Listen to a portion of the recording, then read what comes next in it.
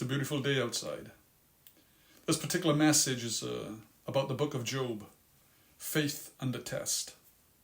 The book of Job is among the greatest literary works of all time and addresses the universal problem of suffering with penetrating insight. The book radically challenges the traditional beliefs regarding the difficulties of pain and suffering.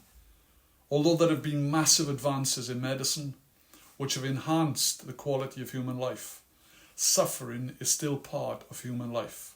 Suffering most certainly persists. Today it could be argued that suffering has increased due in part to the human problems that compound human misery. We are responsible for much of the suffering.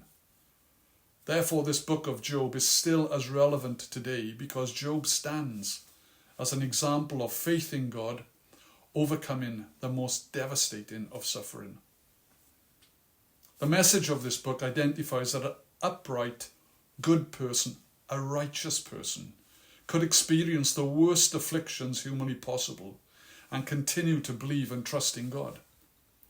The foundational understanding lays out the belief that Jesus Christ truly was a righteous person, even though he died a shameful death on the cross, a death that was reserved for hardened criminals.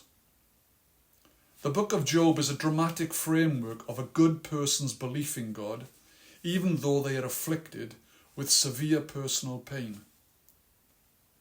The first scene before Yahweh, God, in Job chapter 1 verses 6 to 12, it says, "The sons of God, the angels, are gathered before him." These celestial beings, whom God created as his servants, are presented as courtiers who are required to give an account of their activities to God. This gathering also parallels the account documented in Romans, where we as individuals will go through the same judgment. In Romans chapter 14, verses 10 to 12, it says, "You then, why do you judge your brother or sister? Or why do you treat them with contempt? For we will all stand before God's judgment seat. It is written, 'As surely as I live, says the Lord, every knee will bow before me, every tongue will acknowledge God.' So then, each of us will give an account of ourselves to God." There is further reference to this accountability. Everyone, without exception, will acknowledge God. In Isaiah chapter 45, verses 23, it says, "Before me, every knee will bow." On this occasion, in the book of Job, Satan also came to the gathering with them. Some scholars have reasoned that Satan was in a role of prosecuting Attorney General. If they are correct, then Satan's task here on earth was to discover human sins and failures and bring his findings before this heavenly assembly. However, this scene deviates from this interpretation, and it identifies Satan as a disruptive influencer, a troublemaker, a disturber of the kingdom, an intruder. The function of this assembly illustrates that God operates in an open forum in which he permits the testing of Job. Yahweh, God, doesn't operate in the shadows where backhanded deals are made.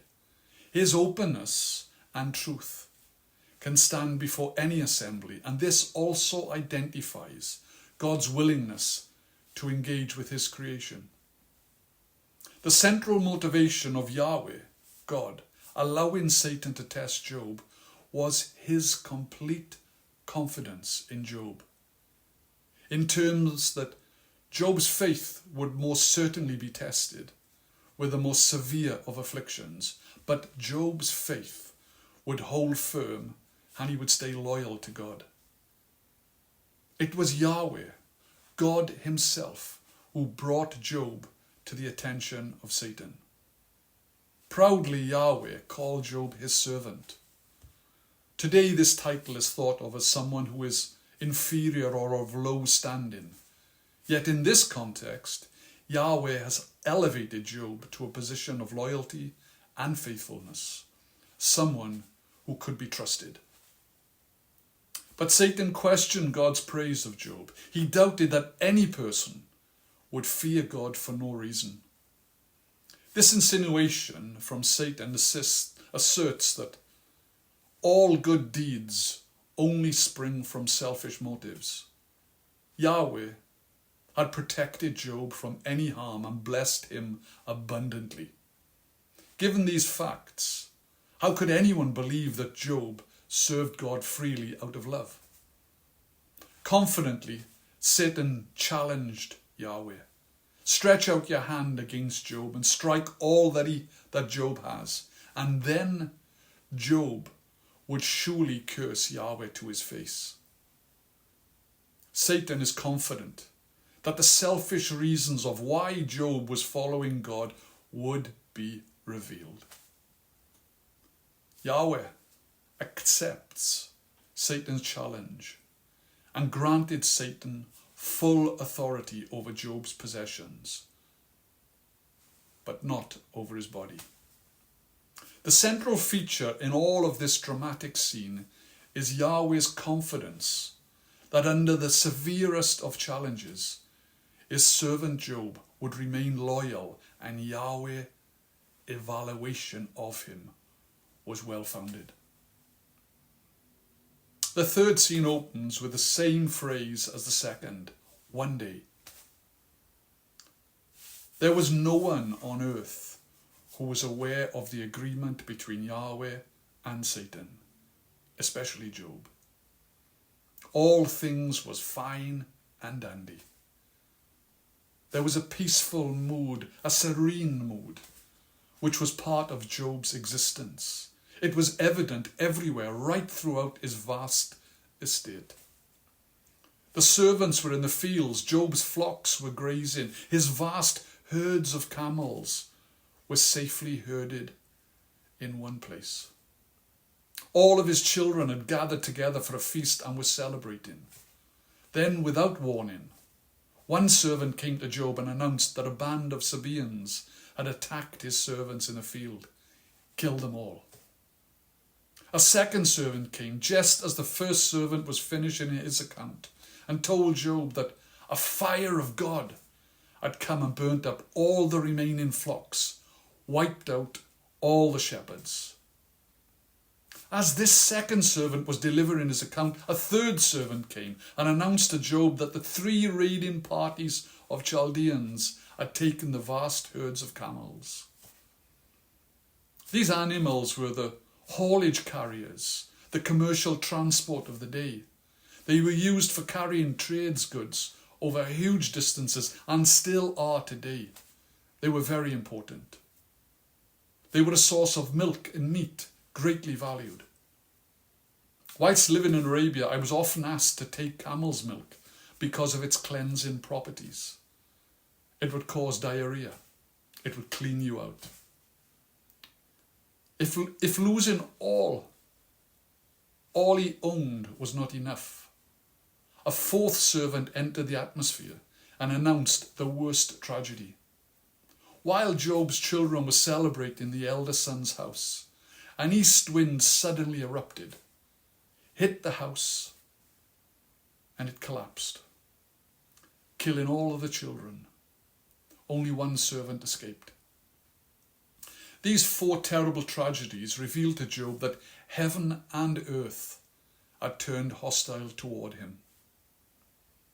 This idea is drawn from the fact that the causes of the tragedies were from an earthly and heavenly perspective on all 4 compass points.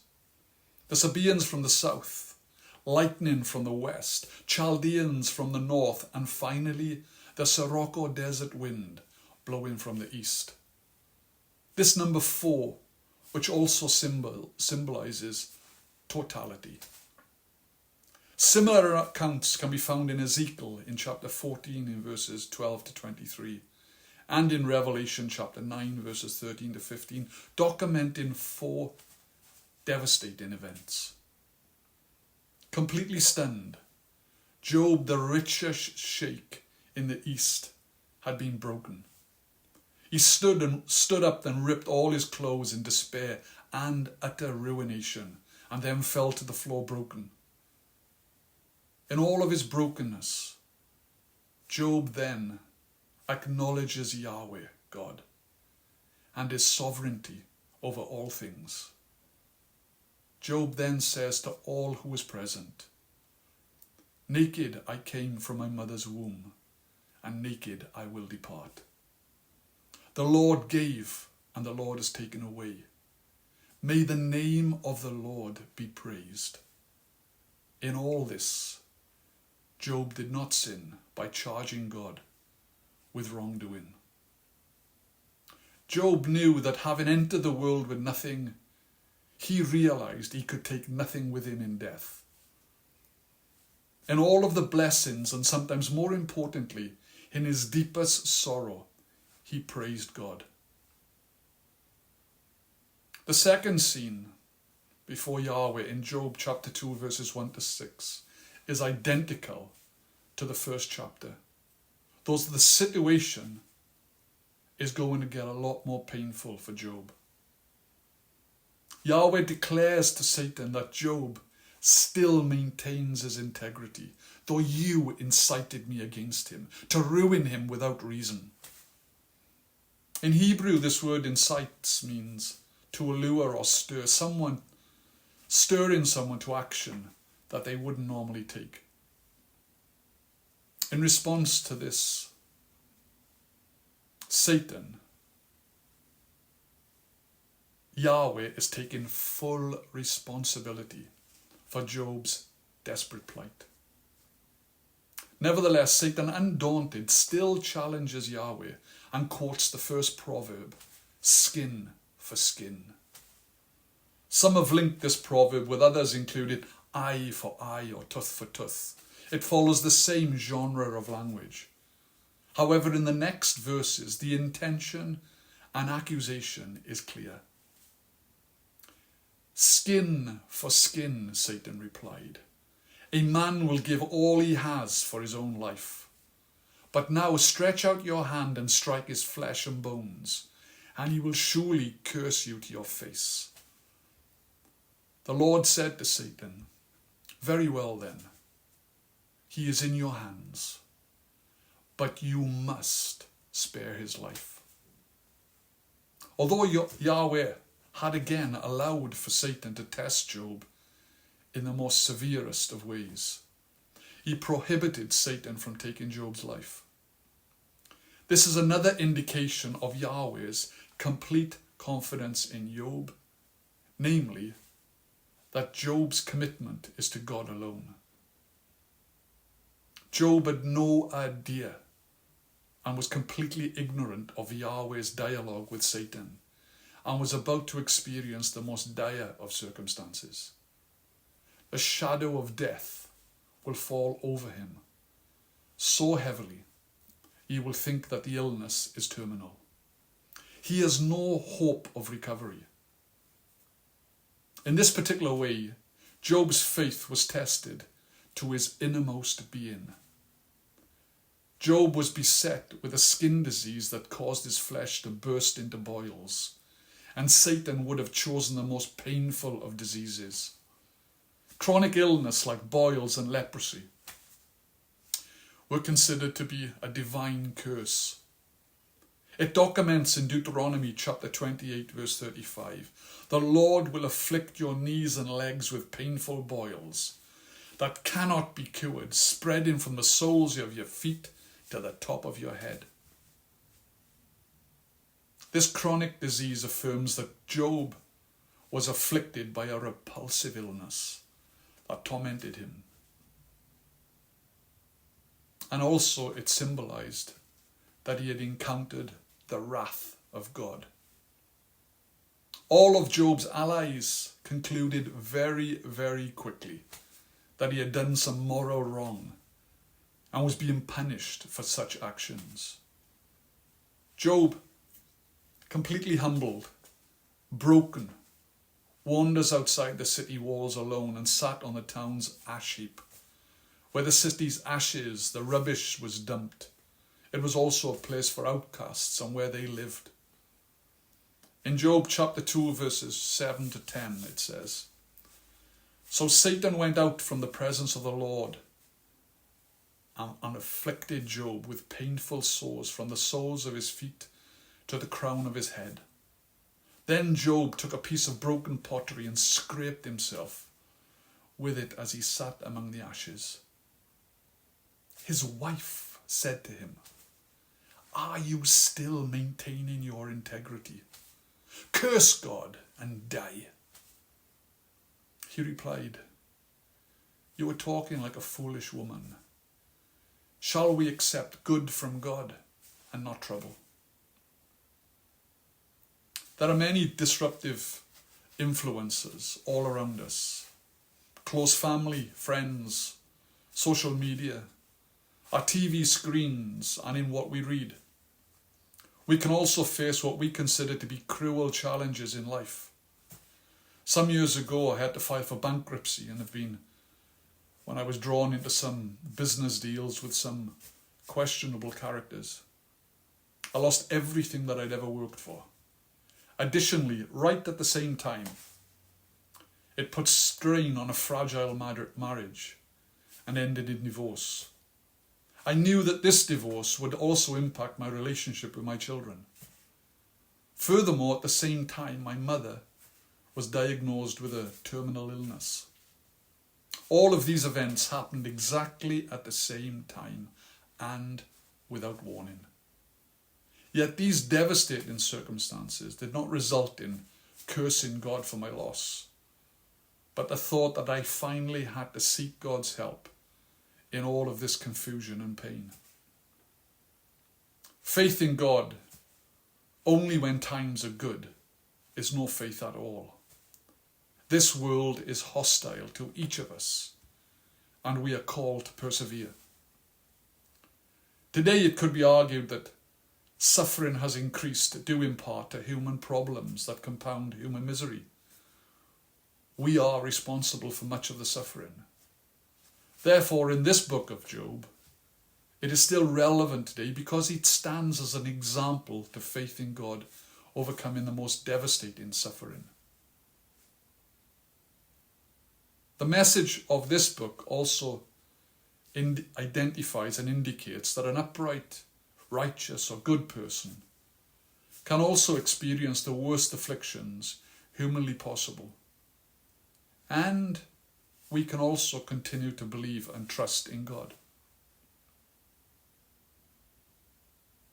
Jesus Christ was who he says he is in the Bible. And just because you live a moral, good, ethical life doesn't mean to say that in this world that you're not going to encounter suffering, pain and loss. However, putting your faith in Jesus Christ is the best journey and decision that each of us will ever make. The choice is yours. And now for me, it's time to take advantage of this weather and go up the mountain. God bless you all.